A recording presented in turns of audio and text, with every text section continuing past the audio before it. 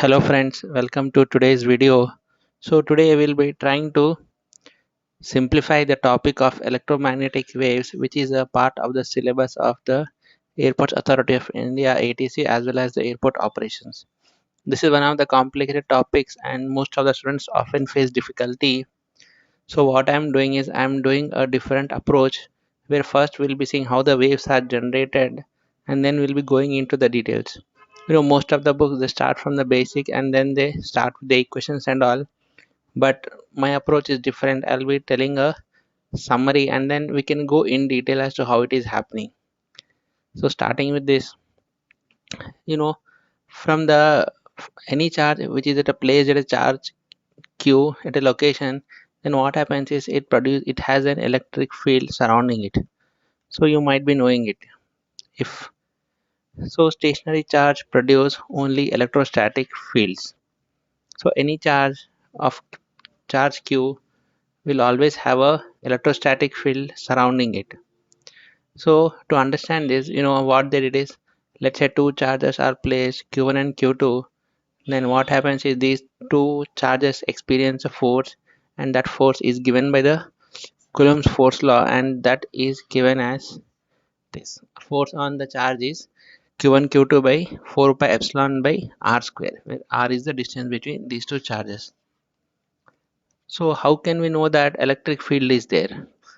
So there is from the definition of the F is equal to EQ, we know that a force is electric field into charge. So for unit charge, what happens is the electric field can be defined for a unit charge, and then let's say if Q1 is a unit charge, then what happens is the equation will reduce to Q by 4 pi epsilon r square, where Q is the actual charge. Let's say if Q charge is there here, then the electric field surrounding this charge at a distance of radius r is given by this equation. So this is how any given charge having a electrostatic field is given by this equation, and it is defined by Coulomb's law. So now we'll move ahead to the magnetic field. Since the charge is stationary, it is producing a electrostatic field. This we are clear. So now what if there is a charge which is moving in a, let's say, in a wire or any conductor. So what happens is if a conductor is carrying a current I, then due to this current there will be a magnetic field that surrounds this wire. So this field is a magnetic field. So this from the fundamentals we know that all magnetic fields that we know are due to the currents or the moving charges. This is the important term, moving charges. In the electrostatic field the charge is stationary, whereas for the magnetic field it is important that the charge is moving. So charge stationary means electric field. For a moving charge means it produces a magnetic field. So this happens because of the intrinsic magnetic moment of the particles of the electrons. So this is an in-depth concept we need not know. We just have to remember that because of the moving charges, the magnetic field is produced. So this current is fixed. It is not varying. Let's say it is moving at a 2 ampere current. So it is fixed. So as the time is varying, the current is only 2 ampere that is flowing. So the charges in uniform motion or the steady currents produce a magnetic field. So the steady current is important. Though the charges are moving, but then our current is steady. Electrons are moving. That is one thing. But the overall current is fixed. So that is a steady current. So these produce magnetic fields. You have to be very clear on these terms. Only when you understand this that you can move ahead with some more complex topics. So now Bayard Savart was a scientist. What he gave a equation for when a current I is flowing in a wire, then the magnetic field that is surrounded by around it can be given by using his equation, which is this. The magnetic field is given by mu naught by 4 pi I dl sin theta by r square, where the angle sin theta is there. So first you have to understand that how this magnetic field is generated. It is generated by the moving charges which are giving rise to steady currents, and it is time invariant, and these are producing the magnetic fields. So the summary is, you know, electrostatic field and magnetic field. So charge is fixed. It is charge q, then the charge q, then this is the electric field is surrounding by it. Now for the magnetic field, charge is moving. That is, let's say, electrons in a wire. So because of this, what is happening is current is steady. So here current is steady, it is fixed. So in a wire, this current is moving I, then the magnetic field is surrounding it, and this is given by the Biot-Savart's law, and using this equation we can define the magnetic field at a distance of radius r.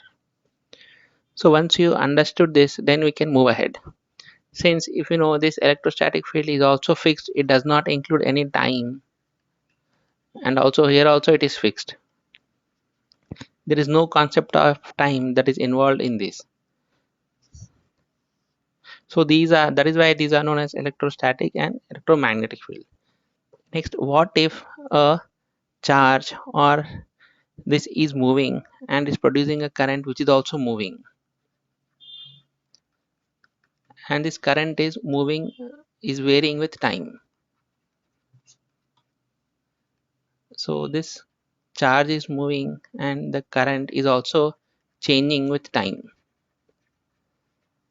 So in this scenario, what happens is both the electric and magnetic fields are generated. In this case, when the charge was fixed, there is no magnetic field.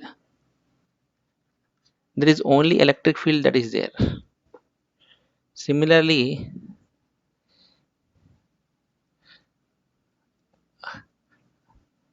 so similar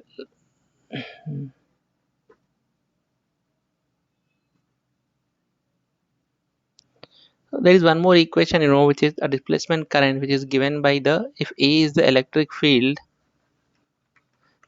then D, that is a displacement current, can be defined by D is equal to epsilon E. This is one equation. And then Maxwell, he was a famous scientist who gave this equation where curl of H is equal to J of dou D by dou T. So this D can be replaced by epsilon E. So what happens is curl of H is equal to J plus dou into epsilon E by dou T. So curl of H is equal to, this is the conduction field, this is the conduction current JC, plus epsilon is fixed, so it can be taken outside, which is dou T by E. So this is the electric field, and this curl of H is a magnetic field. Okay. So a time varying electric field is generating a magnetic field. A time varying electric field is generating a magnetic field. So that is what it says. Maxwell theory states that accelerated charges radiate electromagnetic waves. This electric field is generating the magnetic field. So E is generating the magnetic field, and also the time varying magnetic field also generates the electric field because the charges are moving. So what happens is, as the current is moving and with the time it is changing, let's say dou I by dou T, that means the current is changing with respect to the time. Then what happens is the magnetic field is generating because of this current, and because of this, indirectly the electric field is also generated, as we have known from this equation. So what actually happens is, when there is a charges that are moving and the current is changing with time, so these will be helping each other to generate. This will generate this, then in turn this will generate this. So it is a loop. So the wave will, as the time is changing, so electric field will be generating, and then which in turn produce a magnetic field. This magnetic field will in turn generate electric field. So this how the wave propagates. So this how both electric field and magnetic field are helping each other in generating. So it is a oscillation. which are automatically happening. There is no separate thing which is helping them, but then they in turn are generating each other. So that is how the this is generated. So the important thing to remember is the acceleration charges. This is important. These are not moving, but they are not acceleration means there is a time component. With time they are changing. These only radiate the electromagnetic waves, accelerated charges. So what happens is the oscillating electric and magnetic fields thus generate each other, so the wave propagates. So as I have said, because of the moving current or that wave, this is generated, and in turn that is generating the electric field, and this way as the current moves, then this electro wave is generated, EM wave is generated. So what happens is the frequency of the electromagnetic wave depends on the frequency of oscillation of the charge. So it is generated by the charges. So what is the frequency with which the charges are oscillating? Then that is the frequency of the electromagnetic wave. So this is the key term you have to remember. So also what happens is since both the electromagnetic field and since electron E and B both are generating electric and magnetic fields, these are always perpendicular to each other and they are perpendicular to the direction of the wave. Let's say if the wave is propagating in the direction of Z, then the other two directions x and y, so they will be generating the electric and magnetic field. So E is perpendicular to B, B is also perpendicular to E as well as the direction of propagation of the wave, which is the Z. So these three are always perpendicular to each other. So this also we have to remember. So from this diagram we can see a linearly polarized electromagnetic wave propagating in the Z direction with an oscillating electric field E along the x direction and the oscillating magnetic field B along the y direction. So when a wave is linearly polarized and is traveling in a certain direction, then the electric field is in one direction and the magnetic field is in the other direction, and these two are perpendicular to each other along with being perpendicular to the direction of the wave. So this can be given by the equation x equal to E naught sine kz minus wt, and B in the y direction can be given by B naught sine kz minus wt. The speed of the propagation of the wave is w by k. So this is w and this is k, 2 pi by lambda. So I hope it is clear how the each field is generated. Only stationary charges generate the electrostatic fields, whereas only the moving charges and the steady currents generate the magnetic fields, but the oscillating charges will generate both the electric field and the magnetic field, and these two are generated, so these are known as electromagnetic waves. The direction is important, the frequency is important, and the speed and everything is important, that we can know from the equations. So what are the features of the electromagnetic waves? So these are self-sustaining oscillations and electric and magnetic fields in free space or vacuum. So these are always self-sustaining, as I've said, E is helping B to generate and the B is generating E to generate. So electric and magnetic field both are automatically being generated. So these are like self-sustaining oscillations. No external forces in it, they themselves generate each other. So this is one of the important features. So and also one more thing is there is no material medium that is required for the vibration of the electric and magnetic fields. Like in the empty space also they are moving. As we know, in our mobile phones and all these waves are EM waves only. So there is no medium required for the propagation of this. They can also propagate in vacuum. And these also, like other waves, they carry energy as well as the momentum. So this is also important.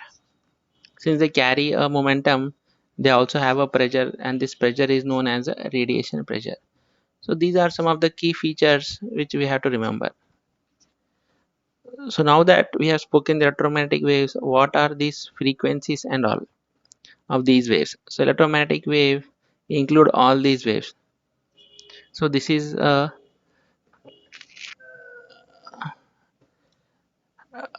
spectrum of the EM waves, and you can know from the frequency or the wavelength how these are defined. So these are very clearly given in this diagram. Also the visible rays, which are from the 400 nm, not nm, to 500 nm. So these are also given in this. And what is the violet color and also the red, and how the radio waves are there and where the microwaves are there and gamma rays are there. These all come under the category of EM waves. So how we have classified them is like there is no sharp division that is there. So based on how they are generated and how these waves are produced or they are detected, these are classified. So to know how the classification everything, you have to go in detail about the generation of the waves and much more complicated topics. So friends, in this video I tried to simplify or clarify some of the doubts which many students have as to what actually is electrostatic field and how is electromagnetic field and how the EM waves are generated. You have to understand very basic first. Only if you understand this, then you can proceed with equations, and then it will be very simpler to understand. And you want me to continue with this series of electromagnetic wave, let me know in the comment. I will produce even more videos on this topic. Thank you for watching.